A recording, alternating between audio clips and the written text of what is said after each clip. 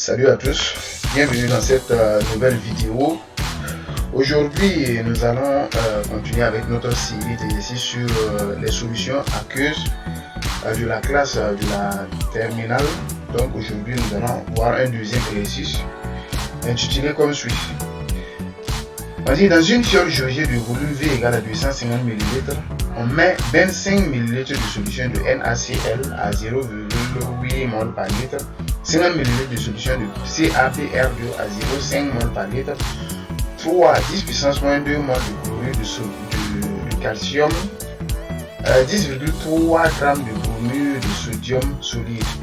On complétera à 250 ml avec de l'eau distillée.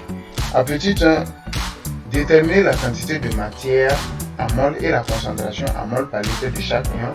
En petit 2, vérifier que la solution est électriquement neutre. On admettra qu'il ne se produit aucune réaction entre les différents ions.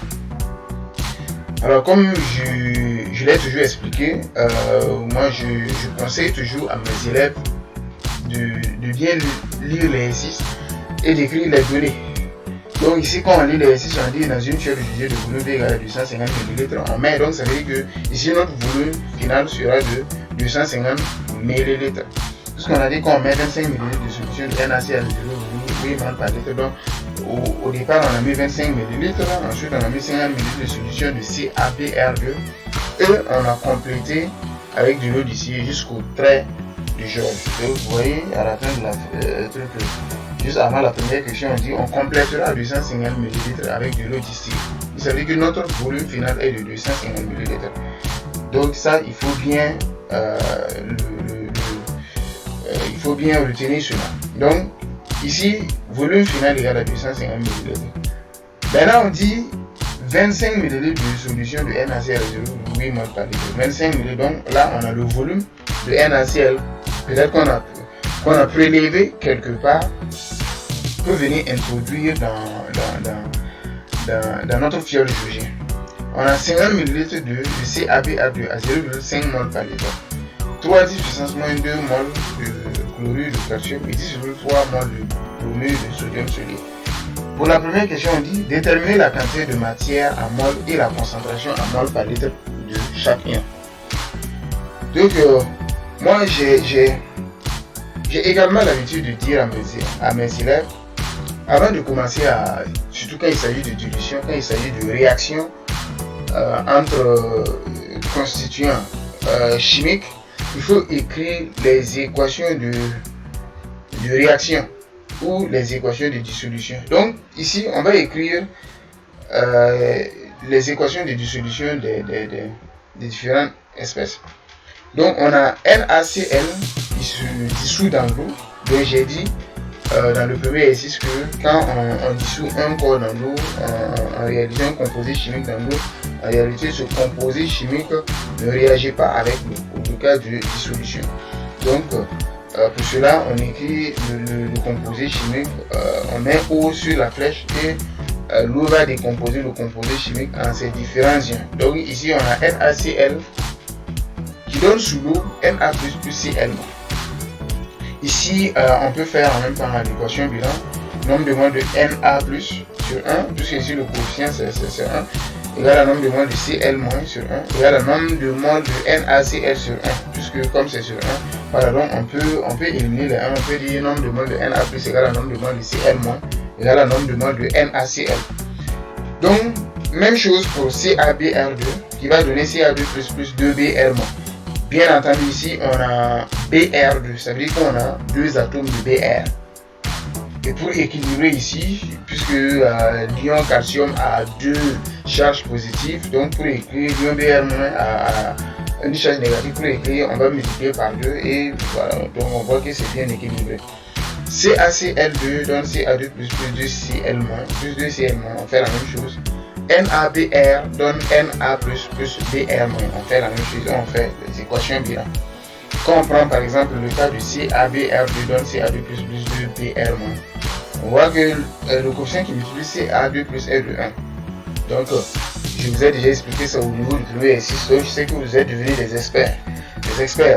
Donc le nombre de moles de Ca2 plus sur 1 est égal au nombre de moles de Br- sur 2, puisque le quotient qui le multiplie est de 2 égale au nombre de moles de CABR2 sur 1, puisque le quotient qui le multiplie est de 1. Donc ici, par exemple, si on a le nombre de moles de CABR2, on peut dire que le nombre de moles de CA2 plus égale à nombre de moles de CABR2. Ou dire que le nombre de moles de BR- égale à 2 fois le nombre de moles de CABR2. Donc on prend le nombre de moles de BR- sur 2 égale au nombre de moles de CABR2 sur 1. On fait le produit croisé. Le 1 va venir multiplier le nombre de moles de BR-, le 2 va multiplier le nombre de moles de CABR2. Et on a un nombre de moles de CABR- égale au nombre de moles de CABR2. Une fois qu'on a ça, qu'on a écrit les équations de dissolution, on va déterminer les différentes concentrations et les quantités de matière. Donc, premièrement, on va déterminer la quantité de matière et la concentration de Na+. Quand nous regardons dans l'équation, dans les équations de dissolution, on voit qu'au niveau de NaCl, on a Na+. Au niveau de NaBr, on a Na+. Donc au niveau de cette équation, on a Na+. Au niveau de cette équation, on a Na+. Donc les ions Na+ proviennent de NaCl et de NaBr. Donc les ions Na+ proviennent de la solution de NaCl et du bromure de sodium. D'où le nombre de moles de Na+, c'est égal à nombre de moles de NaCl plus le nombre de moles de NaBr, puisque c'est égal à nombre de moles de Na+ provenant de NaCl, mais le nombre de moles de Na+ provenant de NaCl c'est égal à nombre de moles de NaCl. Est-ce que vous voyez? Donc le nombre de moles de Na+ est égal au nombre de moles de Na+ provenant de NaCl plus le nombre de moles de Na+ provenant de NaBr. Mais quand on prend leur équation bilan, on voit que le nombre de moles de Na+ est égal à nombre de moles de NaCl et le nombre de moles de Na+ est égal à nombre de moles de NaBr. Voilà pourquoi ici on a mis directement nombre de moles de Na+ égal à nombre de moles de NaCl plus nombre de moles de NaBr. Tout en sachant que pour le cas de NaCl, on a donné quoi? Quand on regarde, on a dit 25 ml de solution de NaCl à 0,8 mol par litre. Donc on a donné le volume et la concentration. Donc on peut avoir le nombre de moles. Donc on a concentration, le nombre de moles de NaCl c'est égal à la concentration de NaCl fois volume de NaCl. Donc on fait la même chose pour NaBr. Donc NaBr, on a donné 50 ml, on a donné le volume et la concentration. 50 ml de solution de CaBr2 à 0,5 mol par litre. Non, plutôt au niveau de NaBr, on a donné la masse. Voilà, on a introduit 10,3 g de bromure de sodium solide. Donc, pour cela, le nombre de moles de NaBr c'est égal à la masse de NaBr sur la masse molaire de NaBr. Donc, ce qui donne 2,5 puissance moins 3 fois 0,8 plus 10,3 sur la masse de NaBr c'est 10,3 et la masse molaire de NaBr c'est 103. Vous pouvez calculer pour vérifier. Donc le nombre de moles de NaCl c'est égal à 0,12 mol par litre. La concentration de NaCl c'est égal à nombre de moles de NaCl sur volume égal à 0,12 sur 0,25, c'est égal à 4,10 puissance moins 1 mol par litre. On en a fini avec la quantité de matière et la concentration de NaCl. Nous allons maintenant trouver la quantité de matière et la concentration de Ca2+. Quand nous regardons dans l'équation, donc ici c'est le nombre de moles de Ca2+ qu'on veut trouver.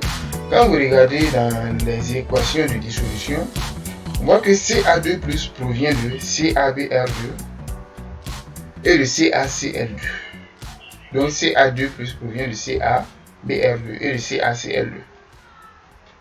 Et quand vous regardez l'équation bilan, le nombre de moles de Ca2+ c'est égal au nombre de moles de CaBr2 et le nombre de moles de Ca2+ au niveau de CaCl2 c'est égal au nombre de moles de CaCl2. Donc, chers amis, vous allez comprendre que c'est pas du tout compliqué. Nous revenons à la question. Donc, les ions Ca2+ proviennent de la solution de CaBr2 et du chlorure de calcium. Nombre de moles de Ca2+ égale à nombre de moles de CaBr2 plus nombre de moles de CaCl2. Donc c'est comme ce que j'avais expliqué. CA2+ provient de CaBr2. Et quand on fait l'équation bilan, on a un nombre de moles de CA2+ égale à nombre de moles de CaBr2. Voilà pourquoi on a remplacé nombre de moles de CA2+ par nombre de moles de CaBr2. Puisque le nombre de moles de CA2+ est égal au nombre de moles de CA2+ provenant de CaBr2 plus le nombre de moles de CA2+ provenant de CaCl2. Ce qui donne concentration de CaBr2 fois volume de CaBr2 plus nombre de moles de CaCl2. Parce que ici, on a donné le nombre de moles du chlorure de calcium. Ça fait 3 10 puissance moins 2 moles par litre. D'où, en faisant l'application numérique, nombre de moles de Ca. Donc, puisque nombre de moles de Ca2+ est égal à nombre de moles de CaBr2 plus nombre de moles de CaCl2. C'est égal à concentration de CaBr2 fois volume de CaBr2 plus nombre de moles de CaCl2. C'est égal à 50 10 puissance moins 3 par 0,5 plus 3 10 puissance moins 2. Donc on a un nombre de moles de Ca2+ égal à 5,5 10 puissance moins 2 moles par litre. Et concentration de Ca2+ est égal à nombre de moles de Ca2+ sur volume. Notre volume final c'est 250 ml, ça fait 5 10 puissance moins 2 c'est 0,25 et 2,2 10 puissance moins 1 mol par litre. Nous allons trouver maintenant la quantité de matière et la concentration de Cl-. Quand nous regardons dans les équations de dissolution, on voit que Cl- provient de NaCl et Cl- provient également de CaCl2. Donc c'est bien ce qui est écrit ici. D'où le nombre de moles de Ca et le Cl- c'est égal au nombre de moles de NaCl. Puisque quand on regarde ici, vous voyez, quand on fait l'équation bilan au niveau de cette première équation de dissolution, on a un nombre de moles de Cl- sur 1 égale à un nombre de moles de NaCl sur 1. D'où le nombre de moles de Cl- égale à un nombre de moles de NaCl. Et quand on prend l'équation de dissolution de CaCl2, vous voyez qu'au niveau du Cl- on a multiplié par 2, par un coefficient de 2. Donc on a un nombre de moles de Cl- sur 2 égale à un nombre de moles de CaCl2 sur 1. D'où le nombre de moles de Cl- égale à 2 fois le nombre de moles de CaCl2. Voilà pourquoi ici, on a mis directement nombre de moles de Cl- égale à nombre de moles de NaCl plus 2 fois le nombre de moles de CaCl2. Le nombre de moles de NaCl, bien entendu, on avait donné le volume et la concentration. La concentration de NaCl fois volume de NaCl plus 2 fois le nombre de moles de CaCl2. Parce que le nombre de moles de CaCl2, le chlorure de calcium, a été donné. Et la valeur est de 3 10 puissance moins 2 moles. Donc en faisant le calcul, on a le nombre de moles de Cl-, donc ça fait volume concentration multiplié par volume plus nombre 2 fois nombre de moles de CaCl2, ce qui donne 10 puissance moins 2 moles par litre. Et la concentration c'est égal au nombre de moles sur volume, ça fait 3,10 puissance moins 1 mol. Donc on est au niveau de notre dernière notre dernier ion. On va trouver la quantité de matière et la concentration de Br-. Si nous revenons sur les équations de dissolution, nous voyons que Br- provient de CaBr2 et de NaBr. Quand vous regardez au niveau de CaBr2, vous voyez que pour avoir le nombre de moles de Br-, il faut multiplier par 2 le nombre de moles de CaBr2. Puisque voilà ce que l'équation bilan donne, nombre de moles de Br- sur 2, voilà le nombre de moles de CaBr2 sur 1. Quand on fait le produit croisé, on se retrouve avec nombre de moles de Br- égal à 2 fois le nombre de moles de CaBr2. Quand on regarde au niveau de NaBr, on voit que dans chaque constituant, il n'y a pas de coefficient, donc d'où nombre de moles de Br- égal à nombre de moles de NaBr. Voilà pourquoi ici, on a dit que Br- provient de la solution du CaBr2 et du NaBr solide. Le nombre de moles de Br- égal à 2 fois le nombre de moles de CaBr2 plus masse plus nombre de moles de NaBr. Le nombre de moles de NaBr est égal à masse de NaBr sur masse molaire de NaBr. Donc c'est égal à concentration fois 2 fois concentration fois volume plus masse sur masse molaire. Ce qui donne 0,15 mol par 15 mol plus tout. Et la concentration de Br- est égale à nombre de moles de Br- sur V égale à 0,15 sur 0,25, c'est égal à 0,6 mol par litre. Alors, c'est fini pour la question 1. On va revenir à la question 2 qui dit de vérifier l'électroneutralité. L'électroneutralité, on a vu ça au niveau du chapitre sur les solutions aqueuses et pH. J'avais bien expliqué. Si vous avez du mal avec la compréhension de l'électroneutralité, vous pouvez repartir au niveau du cours sur les solutions aqueuses et pH pour pouvoir suivre et comprendre comment on calcule, comment on vérifie l'électroneutralité. Donc, pour vérifier l'électroneutralité, on additionne les ions positifs ensemble et on additionne les ions négatifs ensemble. Donc, que ce soit en termes de quantité de matière ou en termes de concentration. Et on voit si les concentrations de ces ions qu'on a additionnés sont des ions négatifs qu'on a additionnés est égale à la concentration des ions positifs qu'on a additionnés. Donc ici, on a comme ion positif Na+ et Ca2+, et comme ion négatif Cl- et Br-. Donc ici, nous on va partir on va utiliser